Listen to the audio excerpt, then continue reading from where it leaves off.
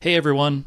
In this video I'm going to go back to the Artemis I launch again and annotate one of the video replays that was released in the days afterwards. This edited video of activities in the flight control room of Mission Control during the launch was first published by NASA on December 8th, 2022, a little over 3 weeks after the launch. If you are interested in going through this video yourself, it is available for download from NASA at their images.nasa.gov website, the Agency Video Audio Image Library, or AVAIL for short. There's a link in the description, and NASA also posted a copy of this on YouTube. Many of the scenes are familiar to other edited videos from Mission Control, particularly during the final decade or so of the Space Shuttle program, where they were usually broadcast on NASA TV during the missions. On the MPS H2 out P. Houston, copy, no action. Throttle up, 3 at 104. Go at throttle up. Atlantis, go at throttle up. Houston, Atlantis copies, go at throttle up. Flight boosters, the 3 FIDs are all invalid family and delimiter. You can ignore them. Crew has no insight. Okay, and the H2 out P. I saw 2 hits in that deucer. I can't tell if it's the deucer itself or the channelization coming back for it. It is healthy now. The engine is at 104. All 3 engines are good. Okay, and if that is a real telemetry problem, impacts? It would impact the crew calling an engine out behind the data path. It's one of their cues. It is not feed into red lines in any way, shape, or form. Okay, copy that. Taking some hits here, GC, on PDL. On PDL. Prior to that, activities were shot on film and the turnaround time was a little longer. Press to ATO. Roger, press to ATO. Sensor problems. We'll fail another sensor. I'm tempted to go inhibit it. I know we're single engine capability. Are we past Tau, Fido? Yes, we are, Mike. Limits to inhibit. Challenger, Houston, main engine limits to inhibit. Okay, inhibit. We'll keep a good close eye on it. Okay, which deuces are you having trouble with? It's the fuel turbine temp. That's what shut down the center. We've lost another one on the right engine. The A sensor's looking good. And we're inhibited, and I'll just keep an eye on it for you. Okay. 3K. The most valuable aspect of the video is the sound of the flight director loop. The flight controllers provide real-time situational awareness of the launch for the flight director, everyone on the ascent flight control team, and all the people supporting them from other rooms, from other NASA centers, and from other places around the country. The flight director loop is an ideal way to follow a launch like this, but it is generally not heard live, and as noted, it takes a few days or a few weeks of review before parts of it are made public. The video is heavily edited, since a shift on console is as long as a typical work shift, so there's the 8 hours plus handovers from the previous shift and to the next shift taking over control. The first part of the video shows the flight controllers at their console positions in the flight control room. Before the first launch attempts in late August and early September 2022, NASA put out a write-up and a graphic showing the layout of the consoles in the room for Orion SLS flight control. I don't know if NASA published a roster of the controllers for each of the shifts during Artemis I, so apologies for not being able to identify everyone here, but there are a few familiar faces from the end of the shuttle program in these shots. This first shot is at the ground control or GC console up in the front of the room, which is the same approximate place where it was during shuttle. Bill Foster is one of the familiar faces from shuttle. He's in the background here.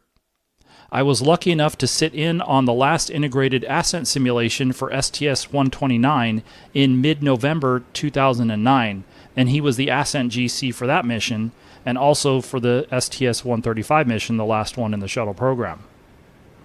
As a part of the overnight shifts during the last few shuttle missions in 2010 and 2011, the PAO commentator on console would interview flight controllers, and Mr. Foster was interviewed just before the final shift with the entry team on STS-135. Good evening and welcome back to the Space Shuttle Flight Control Room for one more guest commentator before we wrap up the planning shift of the STS-135 mission. This time we're actually talking with Bill Foster, who is with the GC or ground control console, and he's coming in for his entry shift, correct? That's correct. All right. Well, thank you so much for taking some time to talk with us before you get started. Oh, it's my pleasure. just coming in, parking in the parking lot a few minutes ago, it was really kind of odd pulling in and knowing this is the very last shift I'll ever do as a shuttle GC. I'm sure it's been an interesting night here on the planning shift as well. I bet it has. So we've talked with a couple of GCs already, but just give us a quick overview of what GC does. Yeah, from a high-level perspective, the GC is responsible for everything that goes on in the building and in the network that enables us to communicate with spacecraft. We like to say we're responsible from everything from TDRS to toilets, which you may have already heard before. But, I mean, that's the TDRS is our tracking and data relay satellites that comprises the space network that is our main communications link with the shuttle in the International Space Station. And the toilet reference just means anything in the building we're responsible for. Okay. Those were interesting interviews, and while I was digging through boxes of discs, I found that Mr. Foster had already uploaded that interview, so I'll put a link to his video in the upper right. Then we see a couple of unidentified flight controllers. In this shot, we can see the INCO logo in the background, so it's either the CDH or FIDO console. Next, we see Steve Sides, the INCO, another shuttle vet who was also on the STS-129 ascent team. He was interviewed by PAO during the STS-131 mission in April 2010. That interview I had managed to find my copy of. Good afternoon. Once again, we have joined the flight controllers here in the Space Shuttle Flight Control Room, and with me is Steve Sides, who is an INCO. And the other day we had Heidi Brewer, who talked with us a little bit about an INCO, but we're going to learn what Steve does. And he's been here a little bit longer than Heidi, I think, because I think this was Heidi's first mission, right? Right. I've been here 21 years. And so Steve has been her mentor during this mission. So you've been a flight controller now for how many years? I have been a flight controller for 19 years. Well, okay, so INCO, what do you do as an INCO? Explain that a little bit more to me, because it seems like you're always busy over here. They're right in front of the public affairs console, so they're always busy talking. So what's going on? Well, right now we have a problem with one of our systems, our high gain system, which you've been talking about, the one that downlinks the TV, and it's kind of a bummer because the best part of our job is actually managing the camera systems on board the shuttle and getting to look around at the Earth and at the space station and at the space shuttle and looking at what's going on in the world while everybody else is busy monitoring their systems. Now we have systems we have to monitor too, which are the radios that talk between mission control and the crew and back. So we uplink all the commands and manage the voice traffic going up and down and all the telemetry that all the flight control team uses. So we are an integrated part of the entire team, because if it wasn't for us, the rest of the flight control team wouldn't be able to see their data. But if it wasn't for them, as an example with the Eagle officer, we wouldn't be able to transmit the data that they need to be able to see. So it's a nice big team that works together well. Coming back to 2022 and the Artemis I launch, what's probably more interesting is the monitor in the background, showing some otherwise unseen OTV camera and onboard SLS camera views. In particular, you can see OTV camera 904 in the middle column of the top row, one of the core stage onboard cameras in the right column of the middle row, slightly blocked by the comm loop controller, one of the cameras in the LVSA looking at the aft end of the ICPS in the middle column of the bottom row, and also partially blocked in the right column bottom row is what appears to be that aft-facing camera on the Orion. This is what that camera view looked like on the pad and during launch. Then we see a shot of what I'm assuming is the CDH controller. Then there are a few edits of footage taken with ambient audio in the room. Here we see the flight director console with Ascent Flight Director Judd Freeling standing. He will be the focus of the video during most of the launch. To his left is Flight Director Rick Henfling. That second flight director at the flight director console was typically the weather flight director in shuttle, but I'm not sure if that context was published for Artemis I. These wider views of the flight control room show the large displays at the front of the room, which provide additional situational awareness. A video feed is up on one of the screens, mostly out of the view on the left edge of the shot, and then there's a screen showing the current status of cryogenic tanking of the two SLS stages.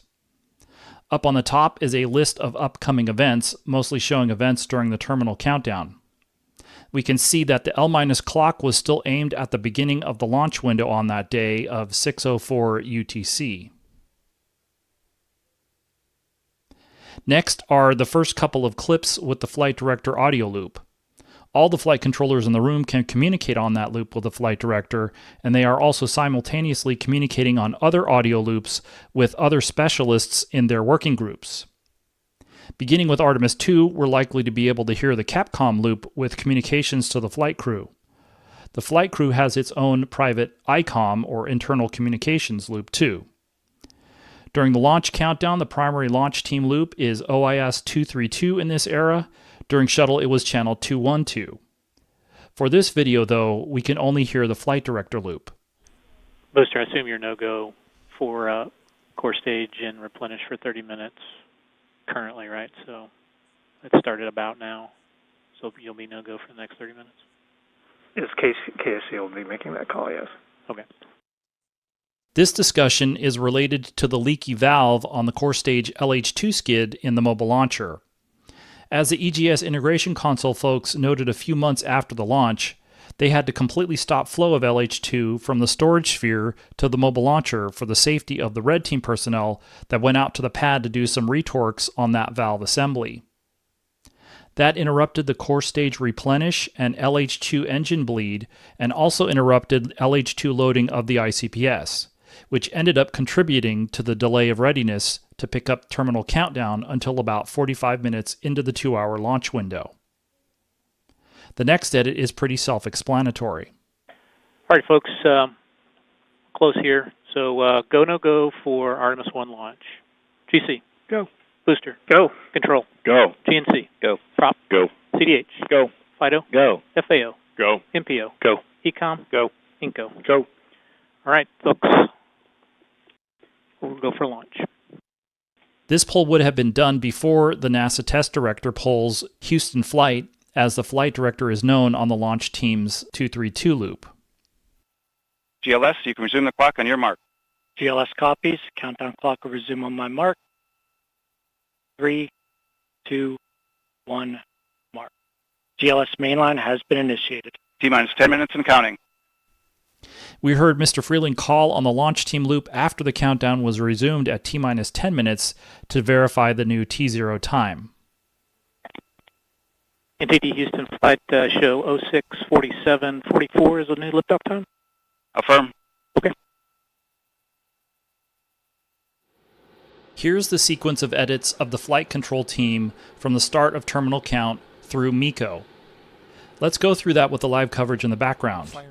The clips in the flight control team video during terminal count start a little bit before the T-minus 6 minute point, which is the final long duration hold point. The synchronization between the cuts in this video from inside the flight control room and the live launch coverage isn't exact, it's my best guess. The replenish valve Fasten abort pyros on. liquid hydrogen tank Copy. now closing. Pyros. These calls confirm the completion of important milestones that start around the T-minus 6 minute mark in the countdown. T-minus 6 minutes itself is a ground launch sequence or milestone. Each of those milestones is a point where the countdown can pause to allow the launch team to assess and or resolve an issue or anomaly. Orion's on internal power. Orion internal. Launch readiness segment. Copy. The launch abort system pyros are armed beginning at T-minus 6 minutes, and the spacecraft goes on internal battery power. This will be the point in the count going forward where the crew access arm is retracted away from Orion, which, on the pad, has this double hatch configuration with the inner hatch on the spacecraft crew module and the outer hatch on the launch abort system ogive fairing. Flight booster, core stage LH2 tank at flight pressure. Copy. Core stage LH2 pressure. Pressurization of the core stage liquid hydrogen tank begins at T-minus 5 minutes 57 seconds, coincident with this GLS milestone / hold point. And at the end of this cut, we hear the booster console let the flight director know that the tank is at flight pressure. The mission is divided into phases and segments, and the launch readiness segment is one of those. LOX vent closed. Pressure rising in the core stage LOX tank to flight levels. Coming up. In 15 seconds, look for that thrust vector control actuator test. Engines will gimbal. This next short edit is for the other core stage propellant tank, the liquid oxygen tank. Flight booster core stage LO2 tank at flight pressure. Copy, locks at pressure.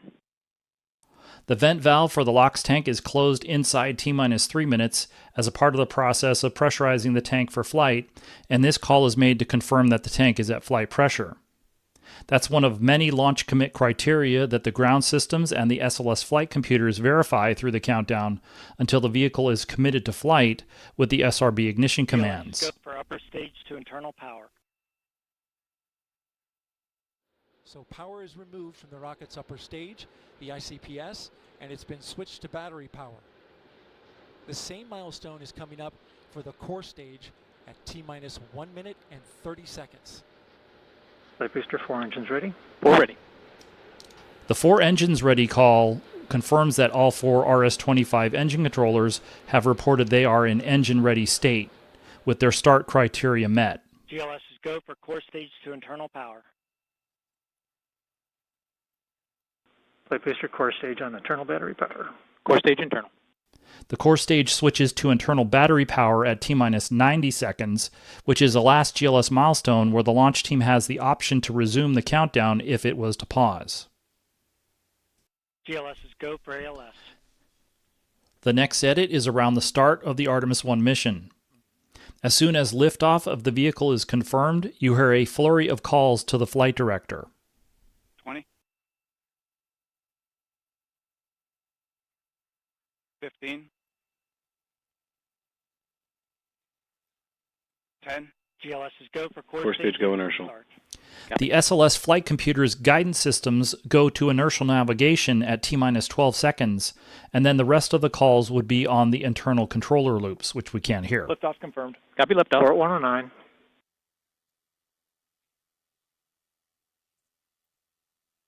ICPS comma boost flight phase. Copy.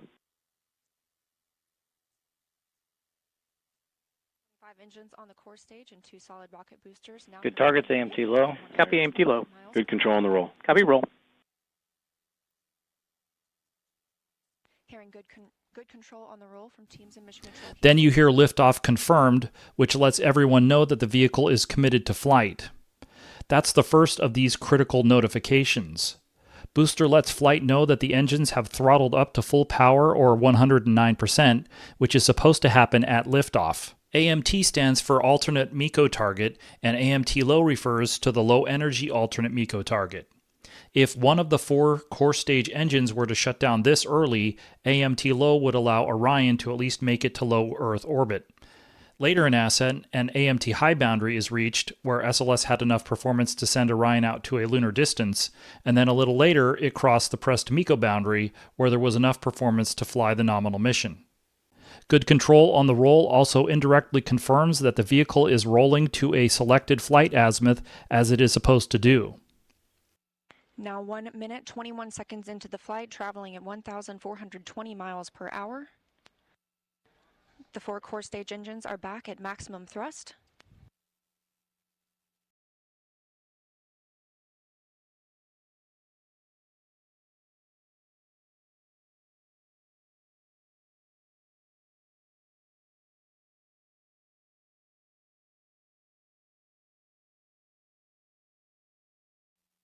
We're now 16 miles downrange from the launch pad at Kennedy Space Center, traveling over 2,800 miles per hour. The next set of calls occur at the end of the boost phase of the launch as the SRBs tail off and separate.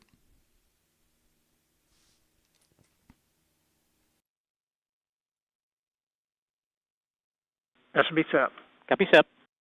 Port 109. Core stage last segment. Copy. Closed loop guidance converged. Copy CLG. How's the forward link looking, GC? INCO? Why we don't see a forward link on board. LCE strings are swapping back and forth per their fitter. Okay. And PDL says it looks good. We'll check again. Performance nominal. Copy nominal. Do we need to switch over to KUS? Would that be better? Yeah, we can now after SRB SEP. Okay. We'll do that. Front. After confirmation of SRB separation, we hear booster notify flight that the engines have once again throttled up to 109%. As I've noted in a couple of other videos, SLS has a couple of throttle buckets during the boost phase of the launch. There's the possible throttle down ahead of maximum dynamic pressure, and then throttle up, and then there's this bolt bucket where the engines throttle down as the booster thrust tails off, and then throttle back up after the boosters are jettisoned. There's a call out about the core stage LAS segment, and then we hear the call that closed loop guidance has converged. The SLS flight computers take control of the launch at T-minus 33 seconds, and the computers mode to the autonomous launch sequence at T-minus 30 seconds. They then transition to core stage flight with boosters mode immediately after the Fire 2 command is sent to the boosters for their ignition, which commits the vehicle to flight. As with other rockets, the SLS guidance, navigation, and control software flies open-loop guidance while in the boost phase, and then after SRB separation, the flight software transitions to core stage flight mode and closed-loop guidance begins, using the powered explicit guidance algorithm. We then hear a discussion about an issue with the Orion forward link and a couple of the different possible ground stations in the Cape Canaveral area that are available to communicate to the vehicle. You can hear INCO and GC talking about switching between KUS, which is at the Kennedy Space Center, and the PDL station in the Ponce de Leon inlet area. During shuttle, it was frequently difficult to maintain communications from the local Mila ground station, which stood for Merritt Island Launch Annex. This is basically in the KSC area. It was difficult to maintain communications from Mila to the vehicle through the SRB exhaust plume. The PDL ground station provided another option during the early phases of launch. And at the end of this edited segment, there's the performance nominal call from FIDO.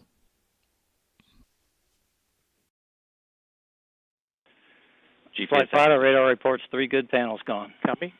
GPS acquisition. We just had confirmation that the service module ascent pod priming complete. 3 engine press. Copy. 3 engine press. Like good antennas, we still don't have a forward link. We have handed up to Tetris. All right, GC, are we getting the forward link to Tetris now? We have no issue on the ground. We're going to continue to check. Copy. Is there something on board going on, INCO? Right, we just got luck.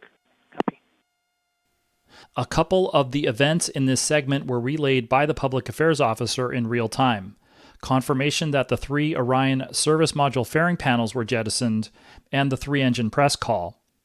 We didn't hear about Orion GPS acquisition or working out the situation with the Orion forward link.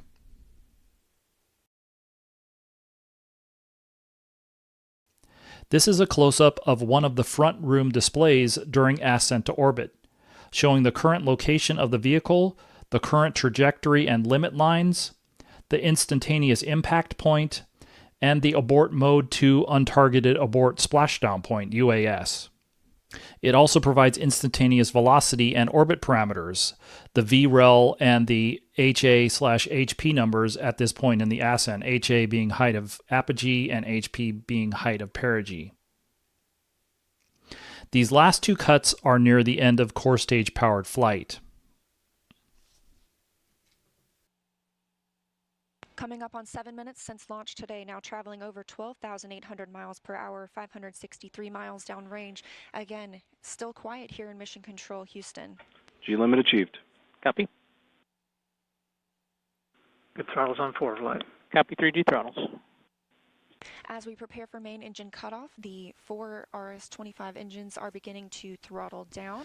The vehicle reached its maximum acceleration limit with the core stage engines burning the propellants in the liquid oxygen and liquid hydrogen tanks, and so the engines begin slowly throttling down from 109% to maintain acceleration at that upper limit until just before main engine cutoff, or MECO, which is where the next edit is.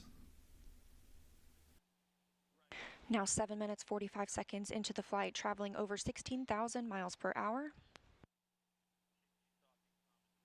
Continuing to hear good calls here in Mission Control, Houston. We're standing by for core stage main engine cutoff.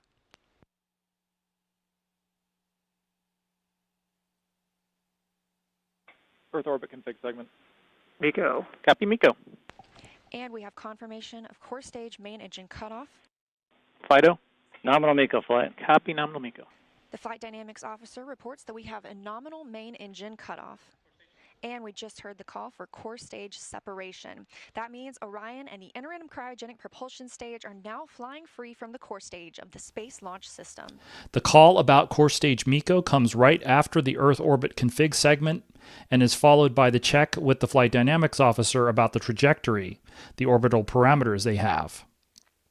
Some new flight data was published by NASA in a recent paper, which finally notes in public that MECO occurred at a mission elapsed time of 8 minutes and 1 second after liftoff, which amounts to a core stage burn duration of about 487 seconds. If you recall from the core stage green run hot fire test, the stage was allowed to continue firing until the low-level cutoff sensors were uncovered, and in that test, the stage burned for almost exactly 500 seconds. A few months after the launch, we learned that this guided MECO occurred a fraction of a second early, which was well within the margins of error. The engines continue to produce thrust during the shutdown process, it's just less than at main stage. There are also safing purges of the engines that continue to evacuate any residual propellants, which also has to be taken into account when predicting when the vehicle reaches zero thrust. The flight data can be incorporated into the modeling of that behavior, and the timing of the MECO command will be something that will continue to be tuned with upcoming launches. And here we go. 10. Hydrogen burn-off igniters initiated. 7, 6, 5. Core stage engine start. 3, 2, 1. Boosters in ignition. And liftoff of Artemis I. We rise together back to the moon and beyond. Thanks as usual for watching. If you found this video informative, consider clicking on the like button. The main focus of the channel is on detailed news reporting for the Artemis programs, but there's also a lot to talk about in the past and a lot to talk about with the prospects for the future.